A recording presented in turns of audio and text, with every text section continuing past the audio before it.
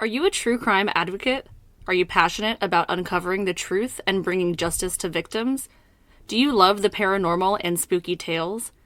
If you answered yes to any of these questions, then you won't want to miss the True Crime and Paranormal Podcast Festival in Austin, Texas, this August from the 25th to the 27th. This festival features panel discussions, workshops, and live podcasts focusing on ethics and advocacy in the true crime sphere. Get your tickets now at truecrimepodcastfestival.com and join us in Austin for an unforgettable experience.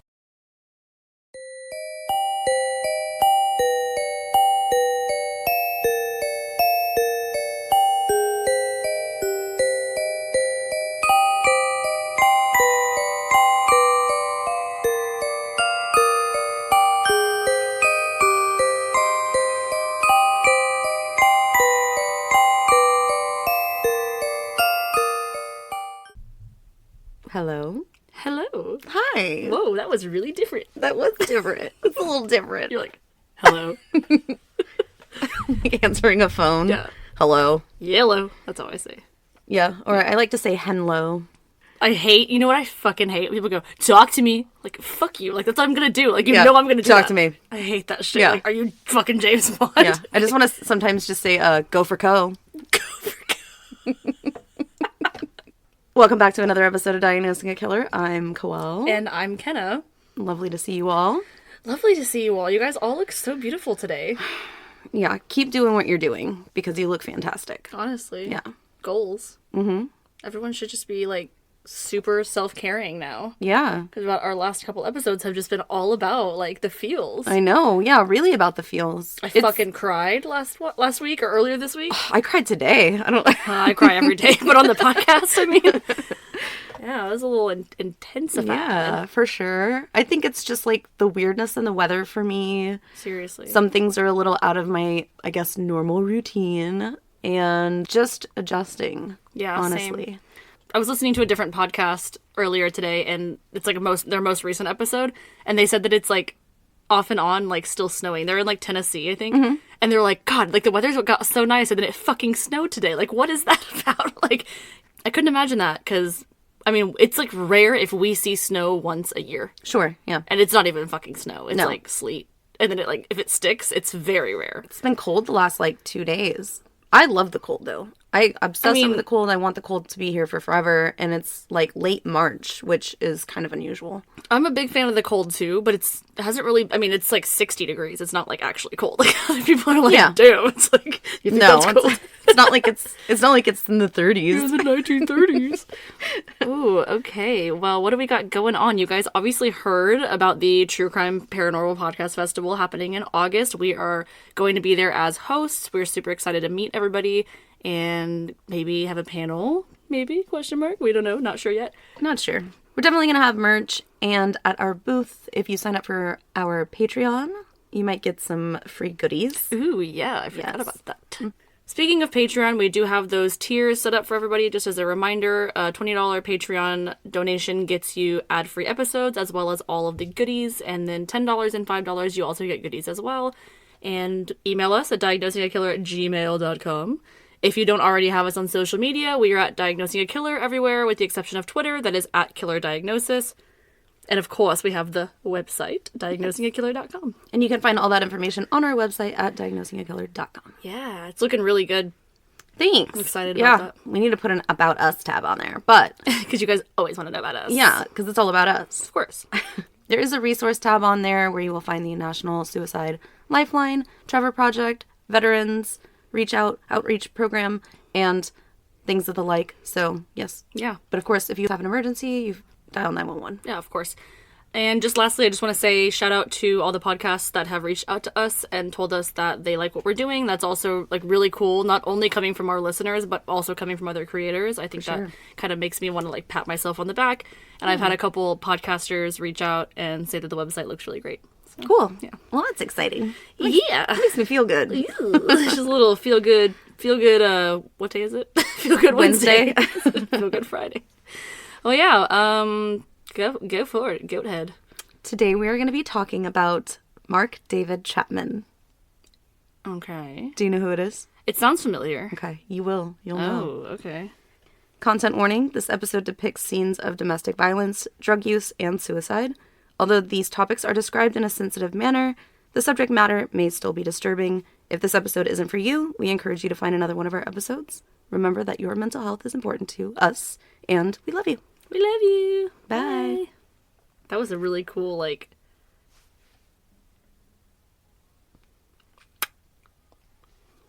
Go ahead. Mark David Chapman was born. Lost my thought completely. I was just going to say, like, we said bye at the same time. Like, what's it called? Like, rehearsed? Not rehearsed. Usually we look at each other when it happens. Yeah. And so we know when he, just based off of, you know, reading each other's lips, because you can't really hear other than in the headset. Yeah. But we usually look at each other and then we usually say, love you, bye. But that time I had my head down and you were looking over there. So we just cross-eyed for a second. I think we're just used to it. Mark David Chapman was born May 10th, 1955 in Fort Worth, Texas. Fort Worth. Oh, did we ever say on the podcast, like, what that was about? Because remember I said, what are you saying it like that for? And you go, ask Mom. I asked Mom. Did I tell you? No. She said that it was, like, this drunk asshole, like, when they were on vacation one time. And, like, he was, like, this big, like, burly guy that was, like, trying to show off. And he kept saying, I'm from Fort Worth. Like, he kept saying that. I thought it was Mom's friend's brother. Oh, I don't know who it was. Yeah, either way, he was Mr. clearly like a brother. Showboat, and he was like, "We're like, you're making us look bad. Can you shut up?" So Mark David Chapman was eventually the eldest of two kids. His parents were David Curtis Chapman, and his mother was Diane Elizabeth Peace. Peace, like a peace sign? Well, it's Pease, so it's like peace. That's pretty cool. Yeah. Give peace a chance. I just find that ironic later. Oh. Yeah. Oh. There was no peace. And then there was no peace. After the couple had Mark, the small family moved to Atlanta, Georgia. Mark's father was in the Air Force. He was actually an Air Force staff sergeant, and his mother was a nurse. Mark's father was described as a shy and timid man, but he had been known to have outbursts of anger and rage when becoming stressed, kind of like an attempt to actually express emotion. So he was one of those guys where it would just build up for forever and then explode. Because he didn't know how to, you know. Yeah, no, that shows someone that was probably not allowed to express feeling in their childhood. Sure. These instances were seemingly random, and there was usually no warning signs for these kinds of aggressive outbursts. Ooh, that's kind of scary. Right? Yeah, could you imagine living like that? It's like you don't really know. unpredictable. Yeah, you don't know when it's gonna be triggered. Ooh, I feel like they're probably, like, walking on eggshells, like, all the time. Ugh. Just under the threat of, like, explosion at any time. Yeah, ooh. His mother was described as a sort of head in the clouds, aloof, and often moody person who rarely was warm towards her children.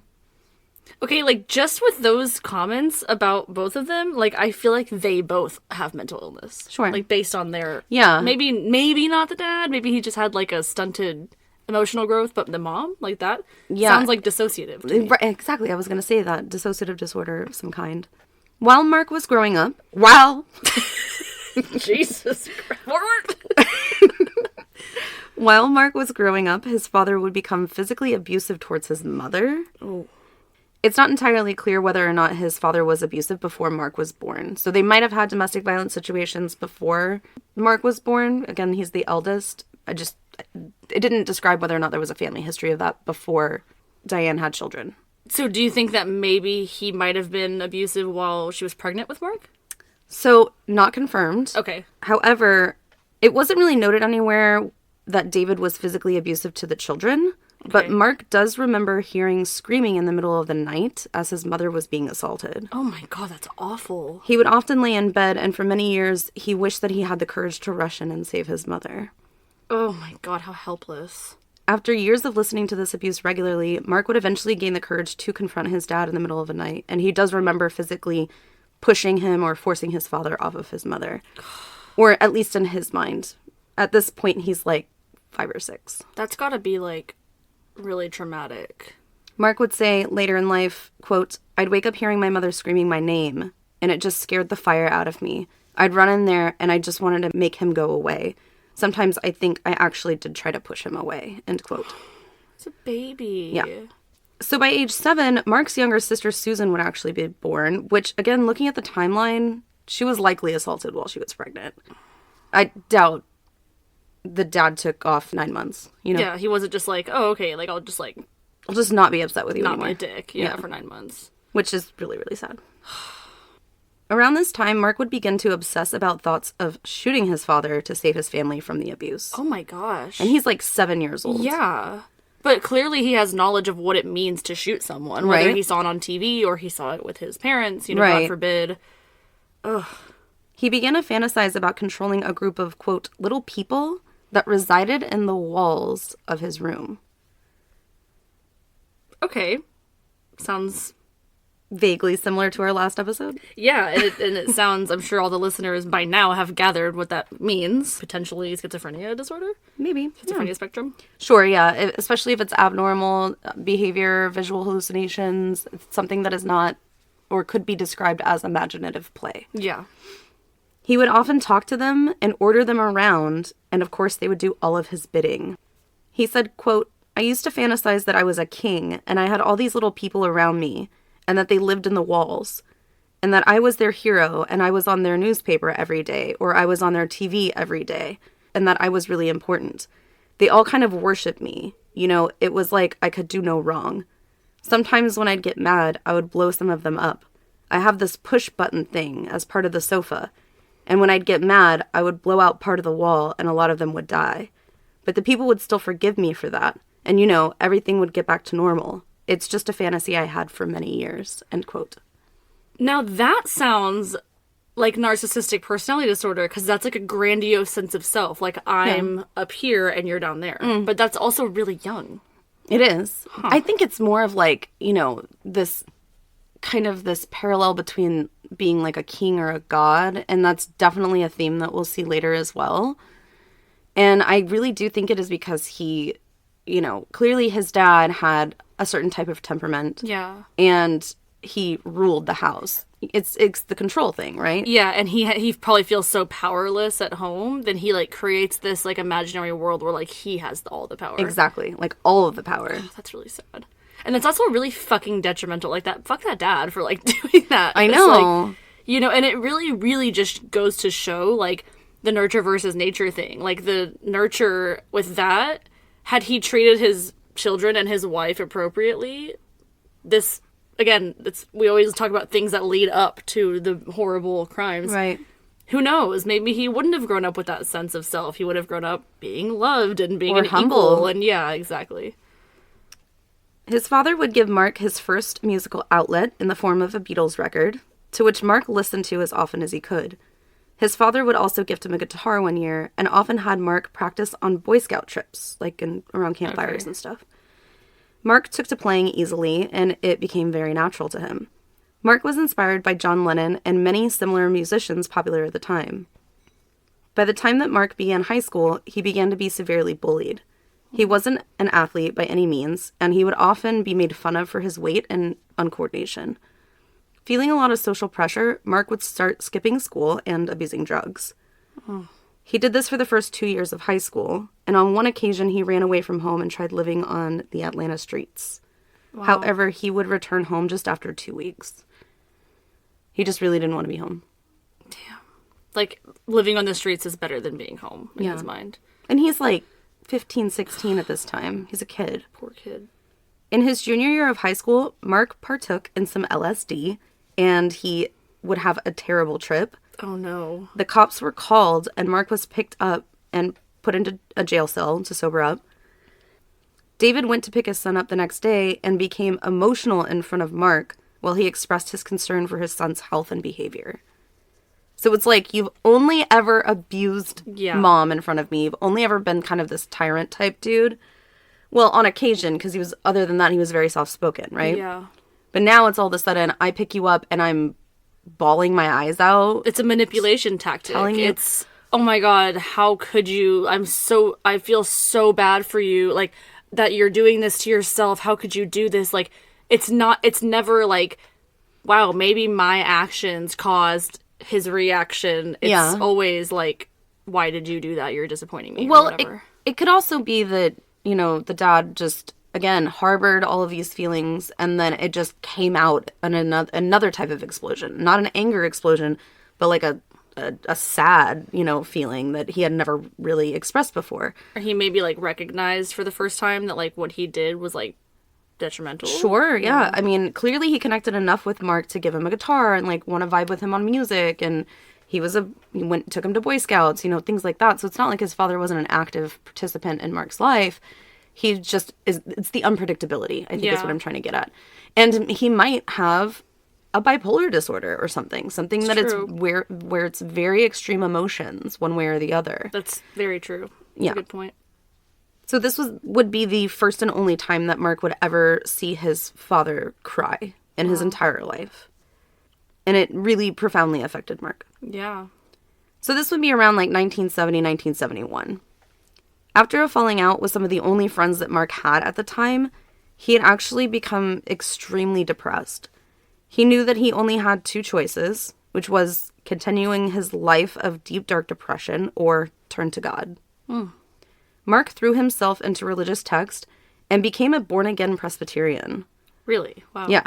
Which is, I mean, I wouldn't say not extreme, but it seemed like they didn't really grow up very religious. And then now but honestly, it's better than the alternative. Oh, of course. Like, he's clearly trying to get some help and right his life. But I feel like we also see that all the time in cases like this. It's like they either they throw themselves into one thing, and it's like, okay, clearly, like, there's a lot on these people's minds, right? Like, they're thinking about a lot of stuff at the same time. So throwing yourself so deeply into something is almost like a distracting point. Yeah. But the root of the problem is not that you're not religious enough or that you're not academically inclined enough or athletic. It's that there's probably, again, underlying mental illness, and just diving into something like that and distracting your mind is definitely not going to fix what's going on. But I can see why they would think that, maybe. You know, let me just dive into this and distract myself, and maybe I'll find the answers somewhere. I agree with that. It's, you're throwing yourself into something that you feel like is something that everybody considers to be good. Yeah. Instead of something that people consider to be bad behavior, if there's good, good or bad behavior. He would often take Christian brochures and flyers to school to distribute them among other students. It would be around this time that Mark began dating his first girlfriend, Jessica Blankenship. Which right here, I put LOL because of Kenny Blankenship from Most Extreme Elimination Challenge, because that show was fucking hilarious. I have no idea what either of those things are. Me and Cameron used to watch it all the time. Oh, really? See? Yeah. Guy LaDouche? Hell yeah. I have to show you that show. You've never seen it? I don't think so. Oh, gosh. Now, finding his path a little bit, Mark also began to work as a camp counselor. Also began work as a camp counselor for a local YMCA. Mark thrived here, of course, again, throwing yourself into something that is perceived to be good. Well, also probably in his mind in a position of authority, quote unquote. That's true, because he did teach kiddos, and all the kids loved him. He was actually that fun, cool counselor who played guitar and listened to, like, really cool music. Like, he's like, oh, he's so into the Beatles. It's so cool. He's so down to earth. They nicknamed him Nemo, like Captain Nemo from 20,000 Leagues Under the Sea. Oh, no. It's you, like, Captain. Nemo. Call me the captain. You have to call me the colonel. Call me the colonel. I thought you were talking about Finding Nemo, and I was like, how did they come up with that nickname? Like, what's the comparison? No, that's what Nemo's named after, though. Oh, really? I'm pretty sure. Yeah, it would make sense. I did not know that. By the following year, he was named assistant director of the camp and won an Outstanding Counselor Award. Oh, I bet he loved that. I'm sure he fucking did. I'm outstanding. It's me. I'm the Outstanding Counselor. God. Call me the captain. It's like, and we see that a lot of the times, too, in these cases. It's like, I think it was BTK or Dennis Rader. You're like, stop fucking giving this guy awards. Like, it's like, I know, his head is just like 1,000 miles wide. Yeah. He was like Best Neighbor Award and like all the shit. Best Colonel. Best Colonel Award. Call me the Colonel. Man. He also got along very well with the other staff members, so he was known to be, to get along with people. He's just a cool dude. He's just a really cool guy. This is all towards the end of his high school years. So by the end of senior year, Mark had become obsessed with the book The Catcher in the Rye by J.D. Salinger. Obsessed, you say? Obsessed. It was recommended to him by a friend. Mark fell in love with the book and considered himself to be reminiscent of the main character, Holden Caulfield. Oh, fucking course he did. Right? I'm the main character. So if anybody's never read Catcher in the Rye, some little tidbits about it. It became a cult classic type book, very popular amongst angsty and rebellious teens, especially in the 70s. It was written in the 40s, I think. Mm-hmm. It talks of depression, being sexually active, and finding one's identity. All high school things. All high school things. From the first time that he read it, Mark dedicated himself to living more like Holden. Oh, he's like okay. Obsessed with him. It reminds me of why are you so obsessed with me? It reminds me of Richard Trenton Chase when he wanted to be part of that like Western the bandits, and he like taped a picture of himself on the poster with them. Wanted, dead or alive. Oh god. Oh shit. After graduating high school, Mark began attending college, although I'm not sure where because it didn't last long. He went for like a semester, one college, didn't find what it was. I'm sure there's some internet sleuths out there that can figure out where it was. But either way, Mark took his leave of college and began playing guitar in local Christian shops. Okay. He enjoyed visiting different cities like Chicago and often played Christian music at little local coffee shops and stuff. Chicago. Around this time, he began to denounce the Beatles, and especially John Lennon, for his famous quotes around comparing the band and himself to Jesus or God. Especially the famous quote, "We're more popular than Jesus." Do you remember that? Yeah, I remember that. But isn't that what this guy's fucking doing too? Like he's mad that someone else is using his idea about like trying to be like God, because he's feeling that way about himself. Well, and he has did in the past, right? Like he was like playing God with these little people, but then he became a born again Christian. Remember, he's you're right. Very, very serious about it. So now he's like, absolutely fucking not. Yeah, he's like, no, absolutely not. You're not more popular. Jesus and God is like, they are the Almighty, the end all be all. Yeah. So for John Lennon to say something like that was very like he was offended. I'm sure he wasn't. A lot of people were offended. A lot of people were offended though. So he traveled for some time, writing music and all this other stuff. But eventually he enrolled in the same college that Jessica was attending, his girlfriend, Covenant College, and it was back in Georgia. Mm-hmm. So this school was actually an evangelical liberal arts college, which I've never heard of before. Okay. Evangelical liberal arts. Oxymoron. It sounds like, a conundrum. During his attendance here, over the course of the first year, Mark would actually break things off with Jessica when he had admitted to being unfaithful to her, and the guilt became all-consuming. Thou shalt not commit adultery or cheat. Yeah. That's like, come on. But he's also a traveling musician. He's, like, really cool. And he got Outstanding Counselor Awards. And don't tell me that you're better than God, because you're not. Exactly. But then, that's what I also don't like, too. Like, no one's fucking perfect, right? Mm-hmm. Like, I consider myself, I'm not religious, but I have faith. That's just how I identify. But I'm not going to be like, oh my God, I am such a born-again, like, really devoted Christian, and then sin. Yeah, it's hypocritical. It's exactly. And that's why I don't walk around preaching everything, because I'm not fucking perfect. And I know that I'll probably do something bad again, you know? But I don't like when people, again, do that. They express how devout they are, and then they do something like this. I mean, he did admit it to her. It's not like he kept it a secret. Okay, but doing it in the first place goes against everything that he's preaching. Yeah. I'm just saying. He probably didn't really care as much. I think that's what I'm trying to say is I think he, similarly to other people we've talked about, I don't really think that they're actually that devout. They just need something to hold on to. Yeah. Mark began to fall behind on his grades and would eventually drop out of college yet again, only worsening his deep depression. Oh, God. So he did come back to school. He went with the intention of going with his girlfriend, broke up with her because he cheated on her, and then there's no need to go to college. Just runs away from it. Yeah, exactly. Mark tried to go to work again at the camp. However, it was short-lived after an altercation between him and another staff member occurred. Okay. So he's already in this depressive state then, dropped out of college again, tried to go back to work, and then was ultimately let go. Probably telling himself over and over, like, you're a failure. Sure. You can't keep a job. You can't stay in school. You can't keep a relationship. Like, all these things. Mark soon applied to become a security guard, and after some training, he was able to carry a service weapon. Oh my God! Again, law enforcement. Yeah, law enforcement. Which is gross. It is gross. It's just like, oh, take this 30-minute class. Here's a gun. Yeah, that is gross. Ugh. But yeah, law enforcement too. Like we see that. Like fucking, what does he become, the fucking sheriff or something? Yeah, the dean. He becomes the Pope. After a huge falling out with his parents, because he was still pretty much living in and out of his parents' house at this point, he was forced to move from the family home, and he actually began sleeping on the streets half of the time, and the other half of the time he was actually staying at the YMCA. I don't think you can stay at YMCAs anymore, but you used to be able to. I don't think so.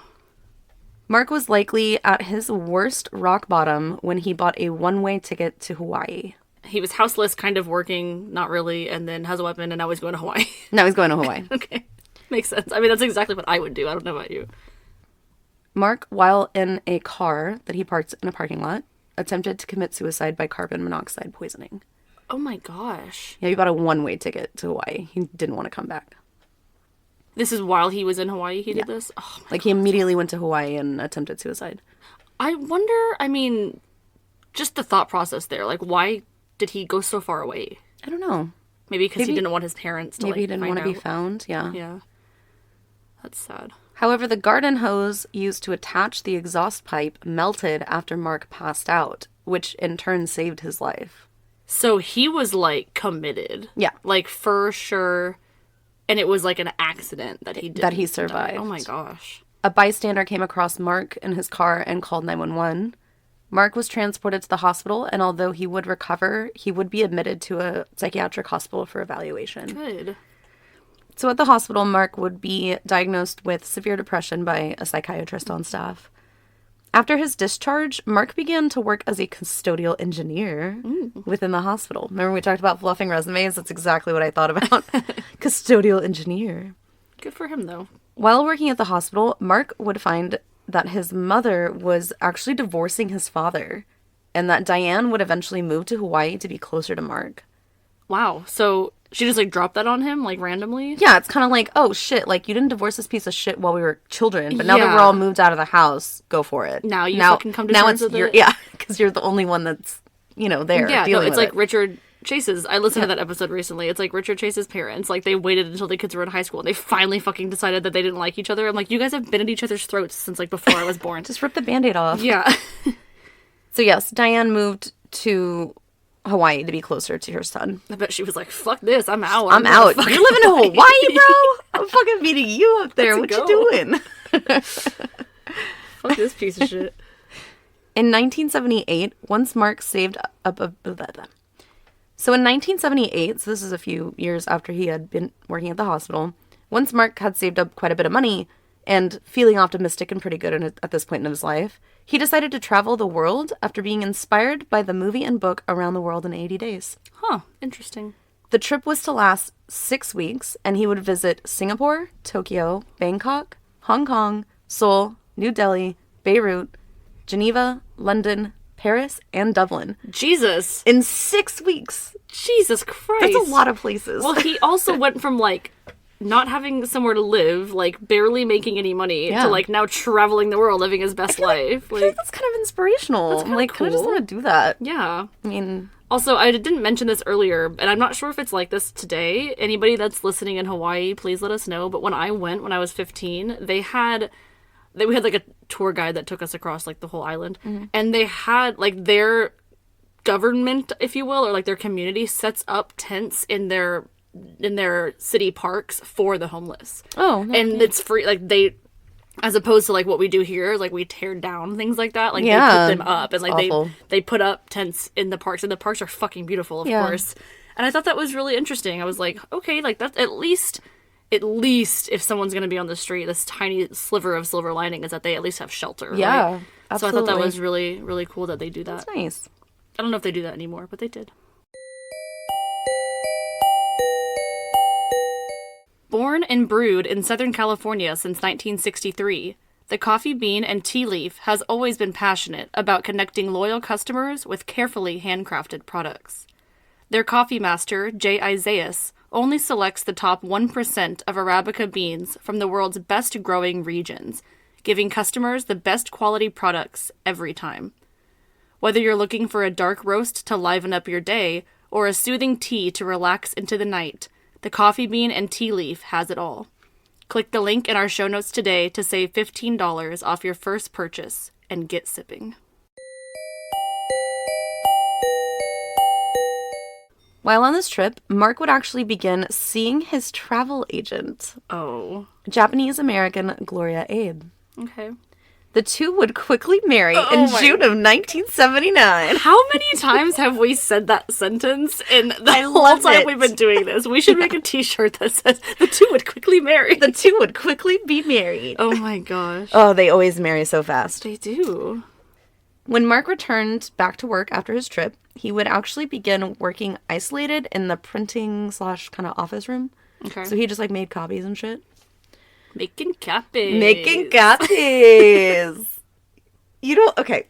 I don't know what that's from. Okay. I know it's Rob Schneider. You and I surprise only me. know that You because surprise it's me all the time. It's a Family Guy quote though. It's Oh, like, okay, that you have makes to sense. sleep with Rob Schneider tonight. And he's like, making copies. And the girl's like, I was born in 1987. It's so stupid. I don't even know what that's from. But... Making copies. It was an SNL skit. Oh, it was? Yeah. So Mark was making copies. But also while working here, Mark began to, because he was now isolated, instead of being a custodial engineer where he was be walking around the hospital talking to people, he was now isolated in a room all day long. Was his wife living with him or is she still living in... She did move with him. She moved with him? Yes. Okay. Mm-hmm. Sorry, I might have missed that. I think that she probably already lived in Hawaii. Okay. Because it was his travel. I'm sure he went somewhere and she advised him or whatever. Okay. It was unclear whether or not she was on the trip. But either way. Mark was actually quickly fired for starting an argument with a coworker in this department. Okay, in the copy thingy or whatever. He started an argument, and after being hired back at the hospital in another department, he would quickly be fired from this position as well. Kind of sounds like that's his, like, MO, is, like, arguing with, peers and then getting fired. Yeah. So it's just interesting because I wonder if it's similar to the outburst that his dad had. Yeah. Where it was, he would bottle things in and he'd stew about it and then it would explode one day and cause an argument between a coworker. Honestly, like, I've argued with plenty of coworkers and not gotten fired over it. Yeah. So it must have been, like, an argument worth firing someone over. I don't know if I've really, I've like had my fair share of disagreements. I wouldn't say like arguments. Oh, no, I'm not, like, yelling at anyone, but you know what I mean? Like, No. I've had a lot of disagreements with coworkers. I can work with anybody. I mean, if you work with somebody all the fucking time, you get kind of comfortable, you know, to like have disagreements about things. But he was fired for failing to maintain an amicable workspace. So I'm assuming it's not just one problem with one person. It's true. It probably built up. Yeah. But that was like the kicker. Slowly going into what would be extreme debt at this point, because he was having a hard time keeping up with bills, Mark began to mentally deteriorate and spiral into obsessive thoughts of religion and his extreme hatred for the Beatles and especially John Lennon. Oh. Okay, so we can see where this is going. Okay. Yeah, if you didn't know who Mark David Chapman is, you might know now. I'm getting a little bit of an inkling. He began to read autobiographies of John Lennon and was absolutely infuriated that although John spoke of peace, love, and equality, he was exceptionally rich and lived a lavish lifestyle. I mean, yeah, like, I can understand how that's, like, a little frustrating, but, like, that's all it is. It's like, oh, okay, yeah, cool, like, you want to preach about living minimalistically and you're rich, cool. But, like, it's nothing more than that in my mind. Yeah. Mark would also walk around singing or humming the tune Imagine, often changing the words to Imagine if John Lennon was dead. So you're, like, hating on the guy and then, like, you can't get his song stuck out of your head. I feel like he's just obsessed with him and he doesn't want to admit it. He is obsessed, but, like, in a very unhealthy way. Mark would say later, quote, "He told us to imagine no possessions, and there he was, with millions of dollars and yachts and farms and country estates, laughing at people like me who had believed in the lies and bought the records and built a big part of their lives around his music," end quote.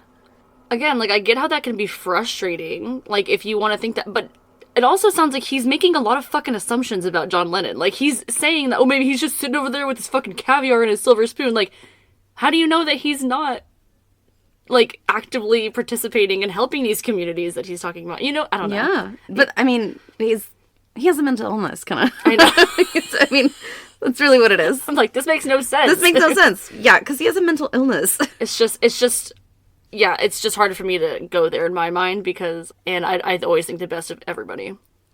But, Mark would also say, quote, "I would listen to this music and I would get angry at him for saying in the song God that he didn't believe in God and that he just believed in him and Yoko and that he didn't believe in the Beatles either. This was just another thing that angered me. Even though this record had been done at least 10 years previously, I wanted to just scream out loud, who does he think he is, saying all these things about God and heaven and the Beatles? Saying that he doesn't believe in Jesus and things like that. At that point, my mind was going to a total blackness of anger and rage. So I brought the Lennon book home into this Catcher in the Rye milieu where my mindset is Holden Caulfield and anti-phoniness," end quote. So it was also part of the Catcher in the Rye that Holden Caulfield is like this anti-phony, like he doesn't like fake people. And so again, he's obsessed with that. He's obsessed with God. He's obsessed with hating John Lennon. I feel like the biggest fucking like Gen Z right now, even though I'm not a Gen Z, because I think I just remembered that, did John Lennon like actually die, or is this like not gonna happen? I can't remember if he actually died or not. Like, does this guy actually kill Kenna doesn't know who Mark David Chapman is again. My face is so red. Oh my god. Everyone is learning about how ignorant I am about a lot of stuff that goes on in the world. Because I'd just rather not know about it. Like, that sounds terrible. But, like, all of these, like, big events, like Jay Will was telling me the other day, he's like, oh my god, at the beginning of the H.H. Holmes episode, when she said his real name and you're like, I don't know who that is, I thought it was H.H. Holmes. He was like, Kenna, you fucking dumbass. He said he really liked that episode because it was all three like kind of wrapped up. It's like H.H. Holmes and then whoever Herman Webster Mudgett is and then Jack the Ripper. It was fun. Well, that was I can't be the only one ever that like forgot that John Lennon maybe died. I still don't maybe even know because you're not telling me. Maybe died. Just go on with the fucking story. Let me finish. Because this is the thing. I don't want to like Google right now because I don't want to ruin it for myself, you know? No, so, don't. Sorry, everyone, but I hope that my silly mind is entertaining and not aggro. There's just, there's an 8-year difference between the two of us, you know? Okay, go. So Mark didn't just want to harm John Lennon. He actually wanted to retaliate against famous people in general. He made a list of celebrities he disliked or had reasons to harm in order to make a statement. On this list were Paul McCartney, David Bowie, Jackie Onassis, Kennedy's wife, Johnny Carson, Elizabeth Taylor, Ronald Reagan, and George Ariyoshi, which is a Hawaiian governor at the time. Okay. Probably the most telling part of Mark's state of mind is that he began to hear his little people again. Ooh. Heaps. In October 1980, Mark had made up his mind. He traveled to New York and located John Lennon's apartment. No. How did he locate him that easily? Jesus. So, John, Yoko, and Sean Lennon, their 5-year-old, all lived in a place called the Dakota. Did you hear me mention the Dakota the other day?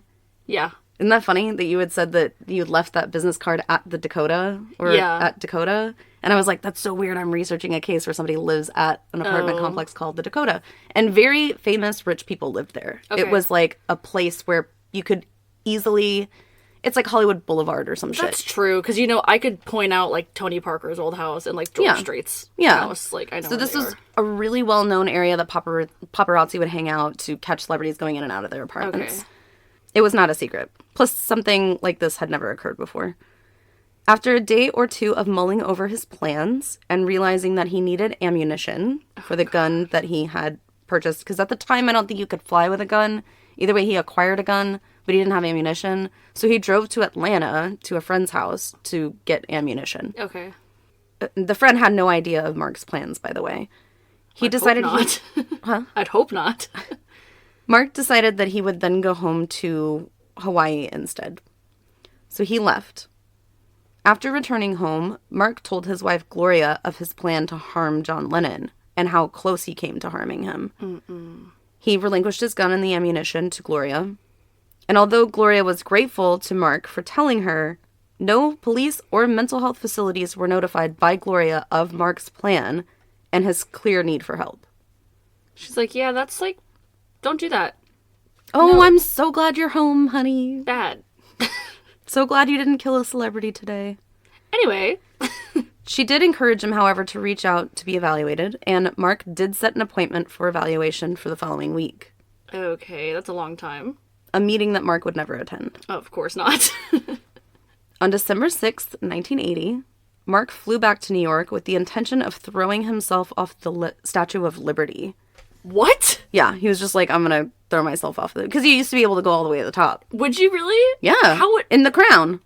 No fucking way. Yeah, I don't know how he would get around it. I'm pretty sure they had pretty high fences, but yeah. Seriously? I'm didn't pretty know sure. that. I was like, is he standing at the top? He's standing This on is the top of the 1980. torch. Like the tiny little top. That'd be insane, because that's like... I don't know how tall that bitch is, Well, but... wouldn't you land in water if you jumped off of it, though? No, it's on an island. Oh. Yeah, you yeah. God, I really don't. I'm making myself look stupid over here. You saw the I've island. been to New York. I was just gonna say, we saw her. I've seen it. I've seen it. Yeah, but the island looks real tiny from, like, Far where away we were. from the top of the Empire State Building, yeah. That's Ellis Island, right? No. That it's on? Yes, it is. No. That the Statue of Liberty's on? I swear it is. I don't know, school me. The statue is located on Liberty Island, a short ferry ride from America's most famous immigration center, Ellis Island. So I was there we go. really close. It's not on Ellis Island, but it's close to Ellis Island. Yeah, it's close in the scheme of the country. I don't...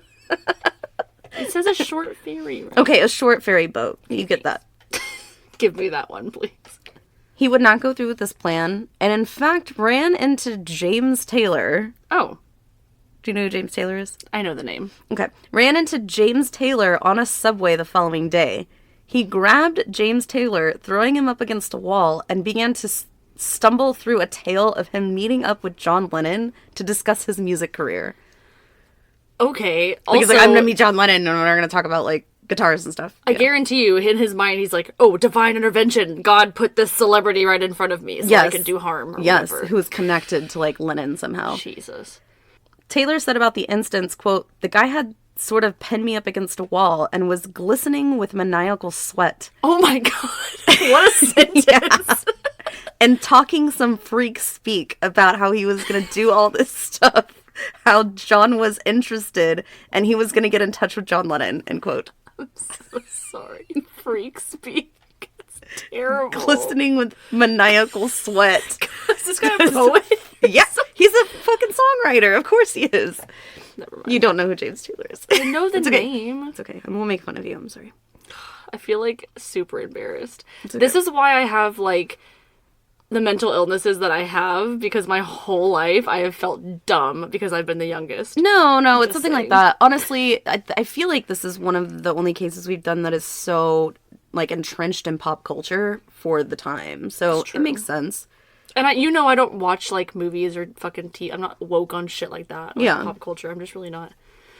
I promise I'm smart. I'm Glistening smarter with than other maniacal sweat. That is... I'll never forget that. That's a hell of a fucking phrase. Freak speak. The next day, on December 8th, Mark left his New York hotel room, leaving almost all of his possessions behind. The only thing that he took with him was John's latest record, Double Fantasy, a copy of The Catcher in the Rye, in which he wrote, quote, "This is my statement," and signed it Holden Caulfield, and a .38 caliber handgun. Jesus. He's also buying like John Lennon's like music and stuff, like contributing to his wealth, and then bitching about the fact that he's like rich and famous. Well, it's all wrapped up in this, like he's still a fan kind of a thing. Yeah. But, like, also, yeah. By early afternoon, Mark was outside of John Lennon's apartment, which he shared with his wife Yoko and their 5-year-old son Sean. Sean Lennon is fucking bae, by the Is way. he? I want to look him up. God. I think he's bae. Is it spelled like Sean or is it like Scene? Scene. You're probably like, yeah, you would. This makes so much sense. Not your type. Hey, at least we know we'll never steal each other's men. It's true. Mark was chatting with other fans that had kind of gathered to take photos around the famous Dakota apartments when he missed John and Yoko walking from a cab into their apartment. Hanging around for the couple to appear again, Mark would spot John's housekeeper walking 5-year-old Sean Lennon home after the two were out for the day. Mark took the opportunity to introduce himself, bending down to shake the young man's hand, calling him Beautiful Boy, which was in reference to John and Yoko's song Beautiful Boy, which was written for their son, Sean. Oh my god. If you read the lyrics, I bawled my eyes out listening to those lyrics. It is all about, like, daddy's always going to protect you. Daddy's always going to be home. Like, I'll always kiss you goodnight every night. Like, it's really fucking sad. Break my heart into, like, 1,000 pieces. Right? The housekeeper and Sean went inside the apartment. He did not harm Sean, but it's still fucking creepy. That's terrifying. Imagine knowing that as Sean, like, later on. Yeah. I mean, I know he does, but... Around 5 p.m., John and Yoko headed downstairs to hop into a limo that was headed for a recording studio. Mark approached the couple and asked John to sign the album that he brought with him. Mark said, "He was very kind to me, ironically, very kind, and very patient with me. The limousine was waiting, and he took his time with me. He got a pen going and signed my album. He asked if I needed anything else, and I said, no, sir. And he walked away. Very cordial and decent man," end quote. Okay. I hate that. At this very time, a photo was actually snapped of the two standing next to each other by a local photographer. Ugh. Have you seen the picture? You want to see it? That's really eerie. It's like BTK and fucking... What's her name? First Lady Rosenberg or whatever.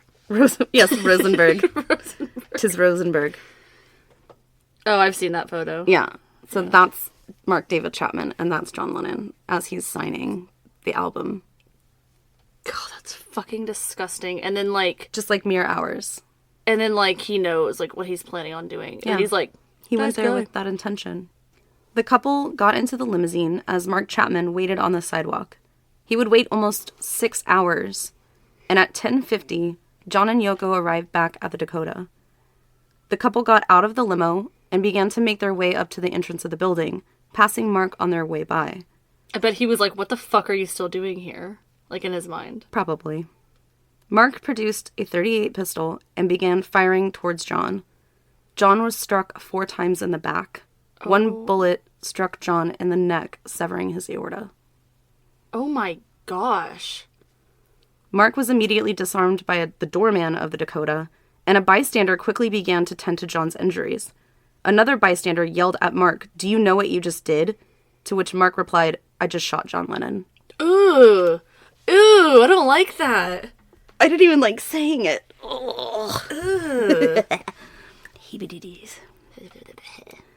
Mark calmly stayed at the scene, pulled out a copy of The Catcher in the Rye, and began to read it. Oh my... Fuck How you. Fucking poetic, right? Police arrived at the scene first and quickly determined that John was in critical condition. So without hesitation, they placed him into a squad car and rushed him to the nearest hospital. Oh my god. He would succumb to his injuries just 25 minutes after the shooting. Oh my god, that's awful. He was only 40. Jesus. And his son was, like, right inside. Right inside. And his wife was right next to him. And Yoko was there. Yeah. She never left his side either. Oh, that just gave me the heaves. Mark Chapman was taken into custody without incident. He would tell police officers, quote, "The big part of me is Holden Caulfield. The small part of me must be the devil." Fuck you. That's literally him not taking accountability for what he fucking did. Mark Chapman did. Oh, it wasn't me. It was Patricia. Patricia! That's exactly what he's doing by saying that. And it must be the devil. The devil made me do it. Fuck you. I'm sorry. I know he's, like, severely mentally ill, but that, like, makes me mad. He is severely mentally ill. Chapman was charged with second-degree murder. Not really sure why not first, although at this time, premeditation was not grounds for first-degree murder. Okay, that makes sense. He clearly wanted to commit this crime, right? They probably thought it was an impulsive act. Well, yeah. Chapman was evaluated by 12 different psychologists, some for each defense and prosecution, and some for the courts. It was determined that most agreed that he had a psychosis and that he was on the schizophrenic spectrum, but at this time, they called it paranoid schizophrenia. Yeah. They also determined that his condition was worsened by the president? Probably. By the president. Probably. They also determined that his condition was worsened by the presence of various personality disorders, so it was comorbidity there. Wow. Well, yeah, the grandiose, narcissistic is what I was thinking earlier. Yeah. Damn, I'm good. The defense suggested that Mark plead not guilty by reason of insanity, to which Mark denied their requests, and he did plead guilty. Of course he did. He said that it was God's will for him to commit this crime, and that he didn't want to be considered crazy. Okay. How do you feel about that? I feel that his defense attorney should have said, listen, buddy, you need to do this plea. Like, don't give him a choice, to plead one way or the other. Because if he is legitimately criminally insane, then he doesn't know what it means to plead guilty and to take the charge for that. I agree. I absolutely agree. Chapman would, again, be found guilty after his plea. He was sentenced to 20 years to life and ordered to go through psychiatric treatment while in prison. Wow. Chapman was housed at Attica and refused to eat for 26 days after his incarceration began. Oh my gosh, it's dangerous as fuck. He did agree after a while to consume liquid forms of nutrients. Yeah. So, dude's fucking getting smoothies and shit. At what point do you, force feed someone? I don't know. Because, do you just, how do you sedate them? You sedate them and then feed them? I guess. Put a feeding tube in? No, because then they can harm themselves like that, you know? They can give themselves infections. I don't know. He was almost always in solitary confinement because staff was concerned that in Gen Pop he would probably be at risk of being harmed. A bunch of fucking John Lennon fans up in that bitch. Fuck yeah.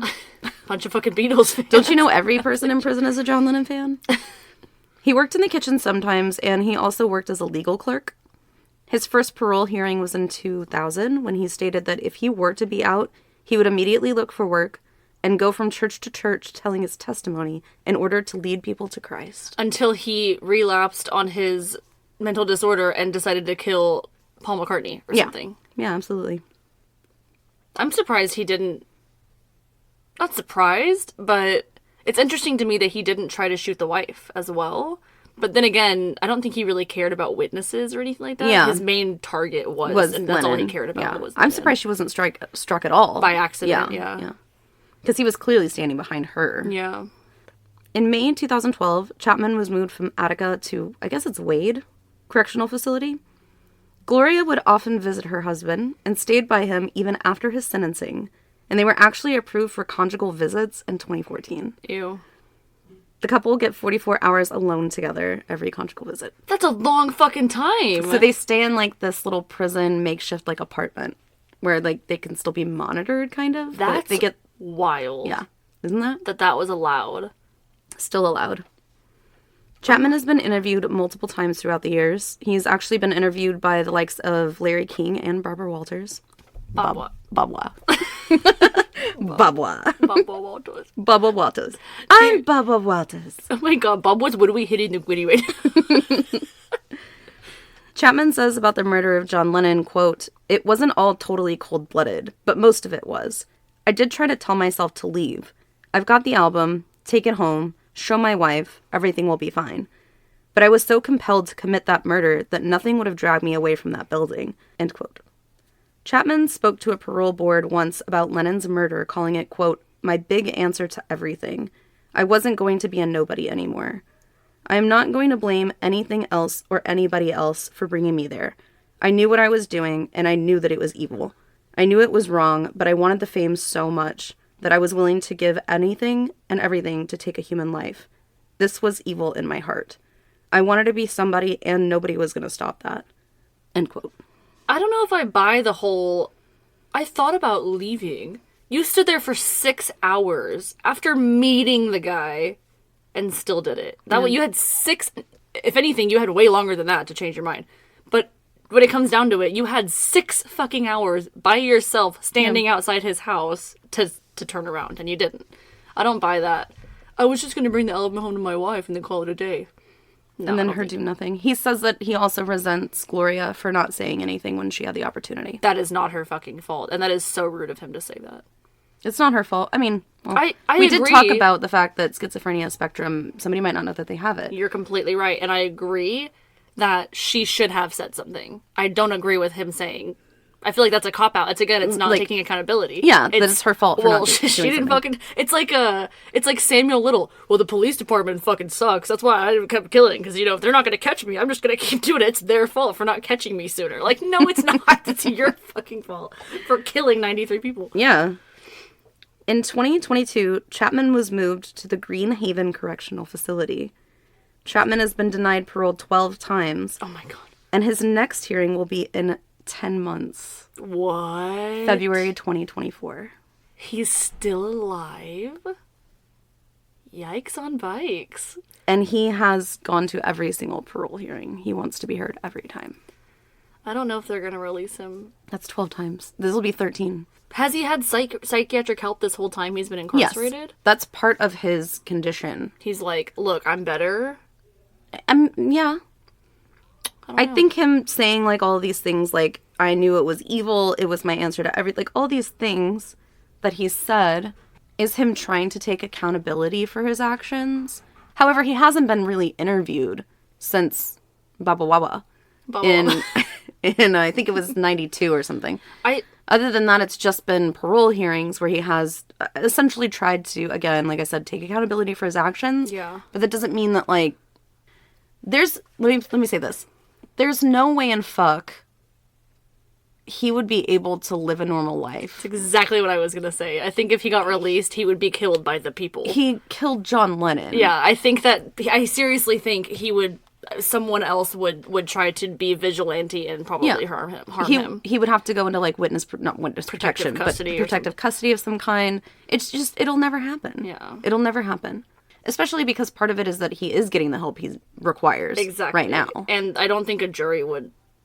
when they do parole hearings, is it a jury or is it just the judge? It's like a parole hearing, like a panel of people, I think, and victim statements and things. In certain cases like this, I think that the people that would determine whether or not he is out, like, would think that they are taking too much of a risk letting him out. Because I feel like they would fear that, he would be targeted being out.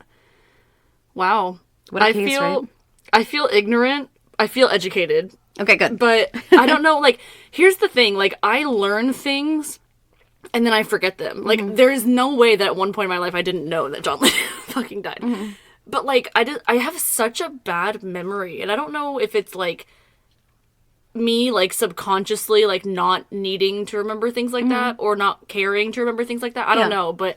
it really didn't even dawn on me until you said John Lennon's name like 4 times that this was that case. I was like, wait a second. Did John Lennon die? Like, I was thinking in my head the whole time. I was like, did John Lennon die? God, that's really crazy though. Yeah, I think Paul McCartney's still alive and I think Ringo is. Yeah. I saw Paul McCartney a couple of years ago at ACL when I didn't go, but I worked. That's cute. I bartended and he played on like the main stage. But yeah, that was a really great case. Didn't know, like, if I had remembered that John Lennon got killed, I wouldn't have known, obviously, all about the perpetrator. So thanks for bringing that one. I know that you said that you had been excited about it and you were ready to tell me, so. Especially talking about the latest episode about age of onset with schizophrenia. Yeah. It was really interesting to go through this and being like, wow, like, there it is. Definitely. You know, there's something that's linked to that. Definitely. Yeah. Good. I'm glad that you brought that. That was a really great case. Yeah, Yoko never got remarried. Oh, she's never been remarried. And I think Sean's like 47 now. Dang. Well, at least they have each other, honestly. Yeah. I hope you guys enjoyed that case. That was really awesome. That was an interesting one. I didn't feel like there was really all that much research. I feel like it was pretty cut and dry. But I was really, just the banter in general is always a pleasure. Yeah, of course. And thanks for bearing with me, guys, when I don't know everything. I'm not perfect. And I'm also younger than Koelle, and so she has a lot more knowledge than I do. And I'm sure there was listeners as well that didn't know the whole story, just like moi. Yeah. So we all learned something together today. Next Monday, I have a mental breakdown coming out, and then I have a really interesting case. Really? Next Thursday. And it's going to be something unlike anything we've ever done. And I always try to do that. I try to pull from different, genres and different, MOs and stuff because I always want to keep you guys on your toes. But something very, very interesting is coming y'all's way. Well, every brain is different. Every individual is different. So, Exactly. Yeah. I mean, every case is different either way, even if they have the same MO. Right. But yeah, in the meantime, while you're waiting for that mental breaky, you guys can follow us on any social media. Make sure to get your tickets for the True Crime Paranormal Podcast Festival. With our code, you get 15% off, and that is DAKPOD, just as a reminder. Yeah. Check out diagnosingakiller.com. Check out our Redbubble. There should be a link to our merch and our Redbubble site through our website. Thanks for looking at it. I worked really hard on it. Yeah, and keep reviewing us, guys. I want to see some more reviews coming through. I feel like we only have like 18, but we have like 1,200 followers on Insta. So give us a review. And that's just on Apple Podcasts. We probably have more reviews than that. But I know a lot of people listen to us on Spotify. But yeah, thank you guys for sticking with us for another episode. And we will see you on Monday. Yep. Love you. Bye.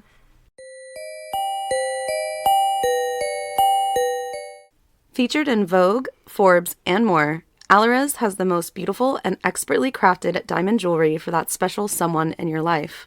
From engagement rings, pendants, and earrings, you're sure to find the perfect gift that expresses exactly how you feel. Click the link in the show notes to receive $10 off your first order plus free shipping. Alvarez, fitting all of your jewelry needs from A to Z.